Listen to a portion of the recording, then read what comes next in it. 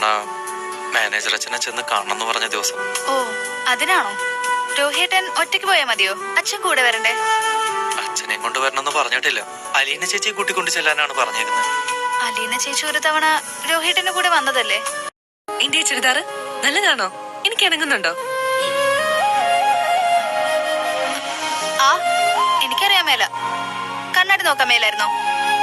നീ വാങ്ങിച്ചു തന്ന ടോപ്പായത്. അത് കണ്ടപ്പോ മനസ്സിലായി.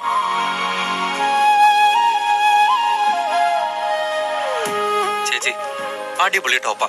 ചേച്ചിയുടെ ലുക്കേ മാറിപ്പോയി. എടി ബബിത, നിനക്ക് ഇത്ര നല്ല സെലക്ഷൻ ഒക്കെ അറിയാവോ? നീ ഇട്ടോണ്ട് നടക്കുന്നതെല്ലാം ഒരുമാതിരി ഓഞ്ഞ ഡ്രസ്സാണല്ലോ. അറിയാം, അവൻ കുറ്റം ചെയ്തിട്ടുണ്ട്. നിങ്ങളുടെ മകനും കൂട്ടുകാരും കൂടിയാ അവനെ എന്റെ മകളുടെ മുമ്പിൽ വെച്ചടിച്ചത്. എന്റെ സസ്പെൻഷനോട് ക്ഷമിക്കണം.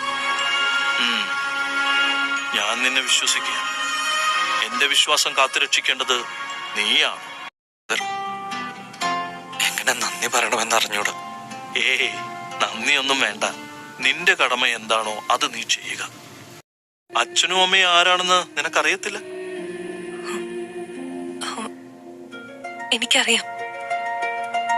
പക്ഷെ എന്റെ അച്ഛനും അമ്മയ്ക്കും എന്നെ അറിയില്ല. നല്ല പോലെ വേദനിച്ചു കുഞ്ഞെ.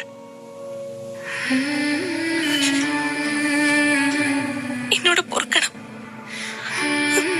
അപ്പോഴത്തെ എന്റെ സങ്കടം കൊണ്ട് പറഞ്ഞു പോയതാ. ഞാനും ഒരു മനുഷ്യനാണ്. അധികാരം ചിലപ്പോ നമ്മുടെ കാഴ്ച മറയ്ക്കും. നിന്നെ പോലെ ആരെങ്കിലുമൊക്കെ വേണം കണ്ണു തുറക്കും.